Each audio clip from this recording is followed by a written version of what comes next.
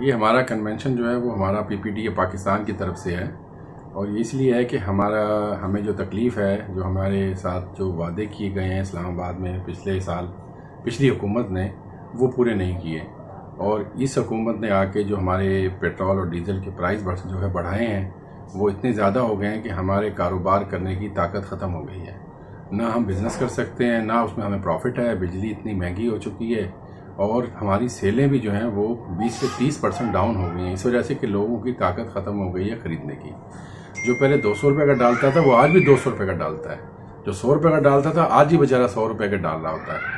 अब हमने हुकूमत के 1 महीना पहले भी हम उनके पास गए थे और 3 महीने से हमारे उनके साथ बातचीत चल रही है, लेकिन हम बात कर रहे हैं, वो हमसे बात करने के लिए तैयार नहीं है। तो हमने ये जो कन्वेंशन बुलवाया पूरे पाकिस्तान का, इसीलिए बुलवाया है कि हम आज फैसला करेंगे कि हमने अपने स्टेशन जो है वो गैर मुअय्यना मुद्दत तक के लिए बंद कर देने हैं।